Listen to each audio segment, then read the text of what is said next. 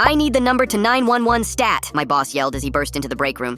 It's 911, I said. He stared at me like I'd insulted his mother. His name was Larry. He was the night manager. I was 17 and wore a name tag that said team member. I was supposed to be on my break. Don't get smart, Larry said. We're about to get robbed. I looked past him. The break room was the size of a closet. He had already locked the door behind him. His phone was shaking in his hand. Robbed? I said. By who? Larry pointed toward the front of the store. Two guys. Hoodies, sitting too long, not ordering. They keep looking at the counter. That's most people, I said. Larry ignored me. I need you out there. Out there where? Front, he said. You're gonna watch them. Talk to them. If they make a move, you tell me. I laughed once. Why don't you? Larry cut me off. I'm calling the cops. I need to stay hidden. He said it like we were in a horror movie or something. I was a junior who failed algebra. I worked 4 nights a week for gas money. I had never dealt with anything more dangerous than a grease fire. I'm not security, I said. I'm on fries after my break. Larry grabbed my arm. Listen, if they rob us, they'll go for the register. That's where you are. That makes no sense, I said. They won't expect resistance, he said. You'll throw them off. I didn't know what that meant, but I wasn't willing to play the hero for minimum wage. Larry shoved the mop handle into my hands. Take this. I stared at it. What am I supposed to do with a mop? Just hold it, he said. Confidence. I knew he had gone over the deep end. How in the hell is holding a mop supposed to give me confidence? I whisper yelled. He pushed me toward the door. Just go. I opened the door to the kitchen. The grill sizzled as orders flashed on the screen. I saw the two guys Larry meant. They were sitting at a booth, scrolling on their phones. One had a backpack. My heart started racing anyway, all because Larry had said robbery, and now my brain wouldn't let it go. I walked to the counter. My hands were sweaty on the mop. I felt stupid and exposed. If something happened, I was the first thing they'd see. Larry whispered through the cracked break room door. What are they doing? Nothing, I whispered back. They're sitting. Watch their hands, he said. I can't just stare, I said. Engage, Larry said. I took a breath and walked over.